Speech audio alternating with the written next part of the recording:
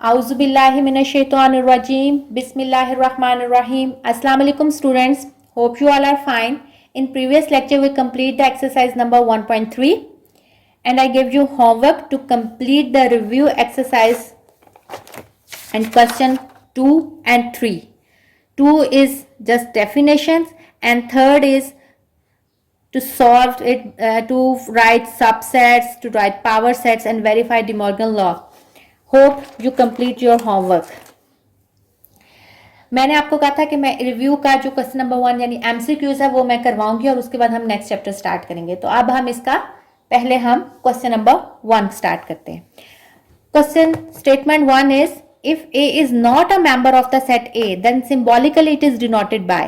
अगर A member नहीं है, अगर तो उससे बिलोंग करता है तो ये सिंबल आता है. अब उसने कहा मेंबर नहीं है तो इसमें मैं ऑप्शन आएगी C is not belong to A.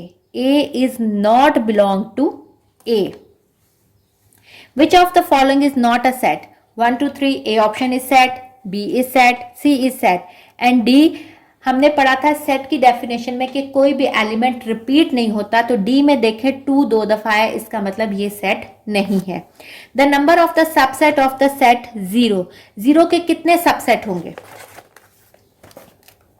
0 के हम सबसेट बनाते हैं.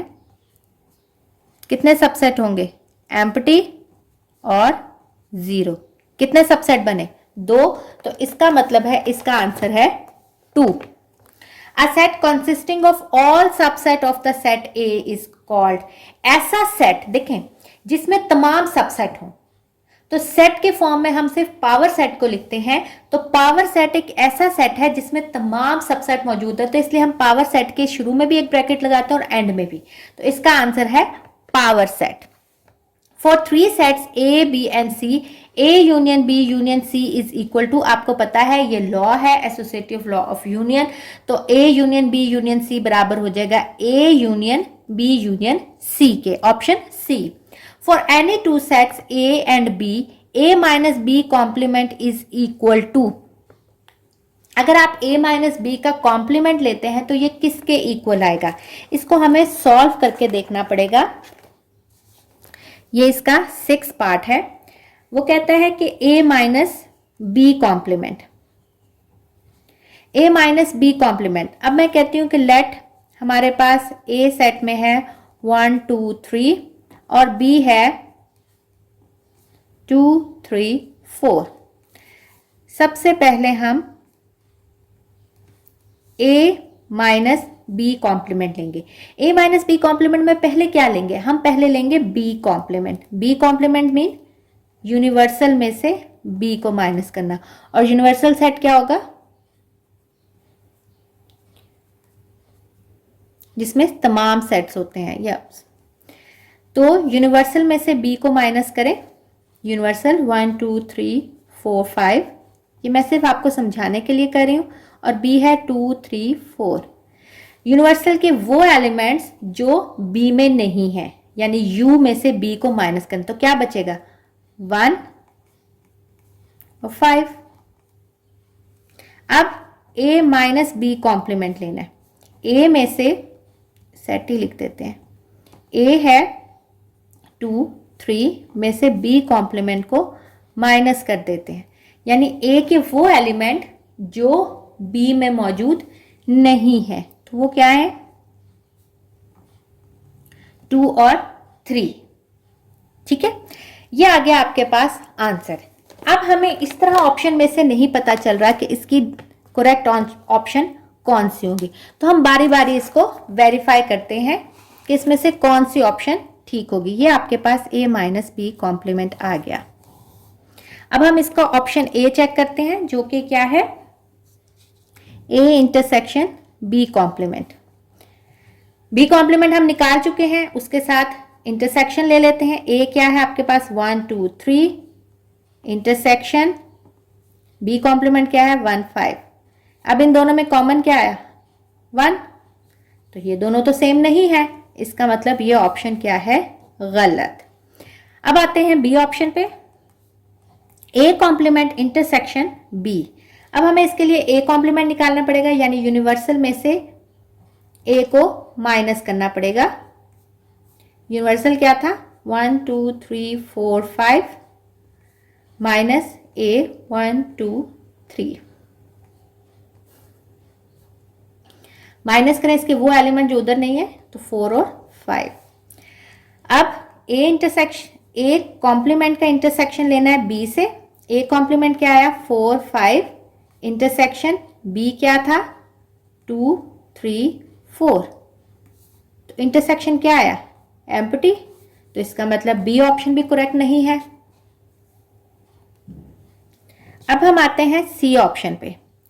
सी ऑप्शन क्या है, ए इंटरसेक्शन बी, ए और बी का आपस में कॉमन, ए क्या है 1 2 3 और बी क्या है 2 3 4, दोनों में कॉमन क्या है 2 3, तो देखें ए माइनस बी कॉम्प्लीमेंट भी तो हमारे पास 2 3 आया था और ये भी यही आया। इसका मतलब है सी ऑप्शन जो है is the right option.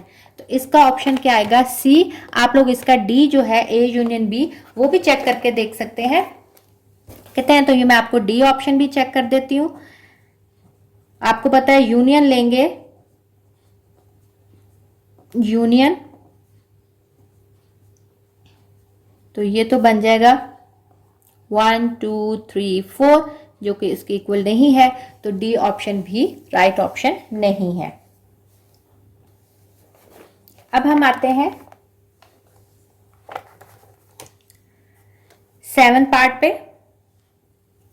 If universal set is this and B is this, then A minus B complement is equal to, ये भी हमें सॉल्व करना पड़ेगा। ये हम 7 पार्ट कर रहे हैं। 7 पार्ट में आपके पास A minus B whole complement find out करना है। तो A minus B whole complement find out करने के लिए पहले हमें क्या पढ़ना पड़ेगा, A minus B. A set आपको दिया हुआ है 2 4 6 10 माइनस बी क्या है 1 3 5 2 9। अब इसमें से ए के वो एलिमेंट जो यहां मौजूद नहीं है वो तकरीबन पूरा ही ए सेट बन जाता है, ठीक है। अब इसमें आपने इसका कॉम्प्लीमेंट लेना है, यानी यूनिवर्सल में से ए माइनस बी को माइनस करना है। यूनिवर्सल क्या है 1 2 3 अप टू 10, उसमें से हमने माइनस करना है 2 4 6 10।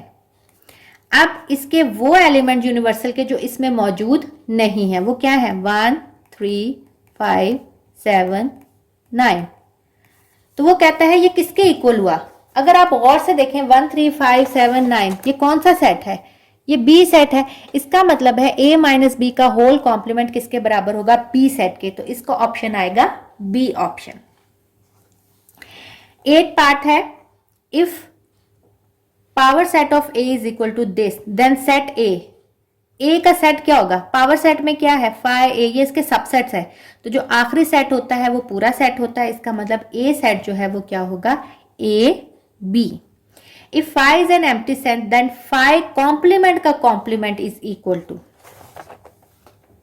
वो कहता है फाइ जो है वो एम्प्टी सेट है, ठीक है। अब उसका आपने कॉम्प्लीमेंट का कॉम्प्लीमेंट लेना है। पहले हम इसका फाइ का कॉम्प्लीमेंट लेते हैं, ठीक है।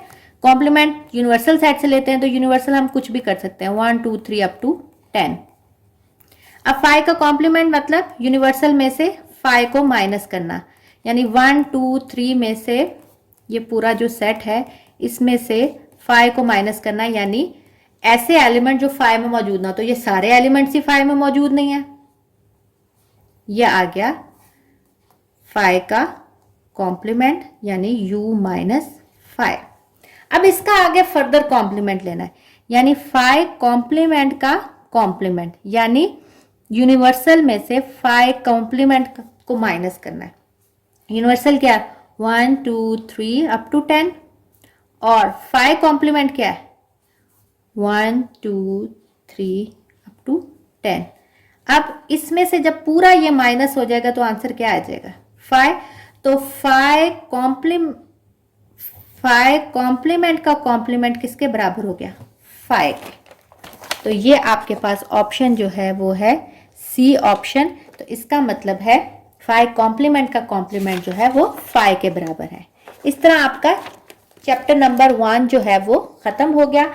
हम यूनिट नंबर 2 का सिर्फ थोड़ा सा आइडिया ले लेते हैं और फिर हम नेक्स्ट लेक्चर में यूनिट नंबर 2 स्टार्ट करेंगे।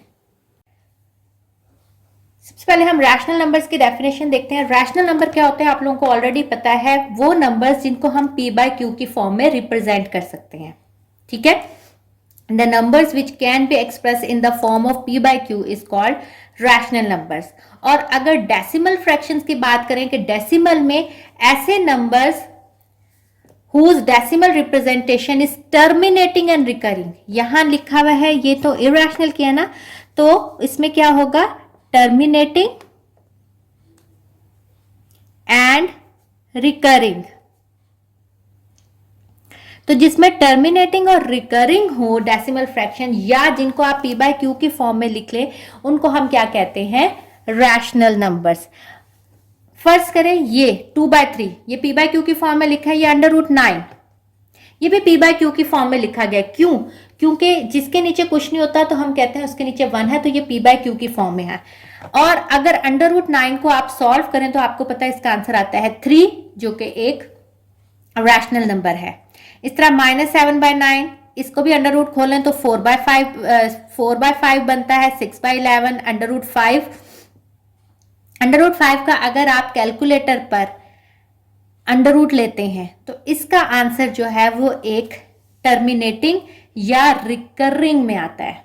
अभी मैं आपको बताऊंगी रिकरिंग क्या होता है, तो इसलिए ये भी रैशनल नंबर्स है। √7 भी ऐसी है, और √25 तो आपको पता है कंप्लीट स्क्वायर है, तो इसका आंसर आता है 5।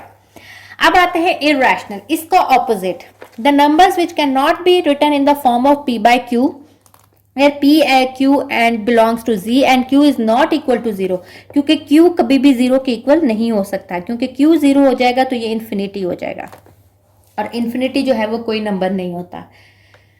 ठीक है, इनको हम क्या कहते हैं, इरेशनल नंबर। और डेसिमल रिप्रेजेंटेशन में जो नॉन टर्मिनेटिंग होते हैं, नॉन टर्मिनेटिंग जो टर्मिनेट नहीं होते, खत्म नहीं होते, एंड नहीं होता, पॉइंट के बाद चलते रहते हैं, उनको कहते हैं नॉन टर्मिनेटिंग।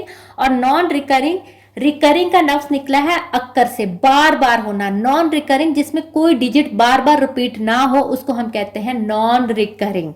तो इसको हम कहते हैं, ये सारे क्या कहलाते हैं, इरेशनल नंबर। आगे नॉन टर्मिनेटिंग और रिकरिंग में आगे आपको फिर बताऊंगी डिटेल से। फिर आता है रियल नंबर। रियल नंबर्स क्या होता है, इरेशनल नंबर को आप रिप्रेजेंट करते हैं क्यू के ऊपर प्राइम से यानी बार से, और रैशनल नंबर को करते हैं खाली क्यू से। और रियल नंबर क्या होता है, इन दोनों का यूनियन, रैशनल नंबर का यूनियन इरेशनल नंबर से, यानी तमाम नंबर जो दुनिया में हैं, जो रियल नंबर्स हैं, जो रैशनल हो चाहे इरेशनल नंबर्स, वो सारे किस में आते हैं, रियल नंबर्स में। अब हम पढ़ते हैं रिकरिंग और टर्मिनेटिंग।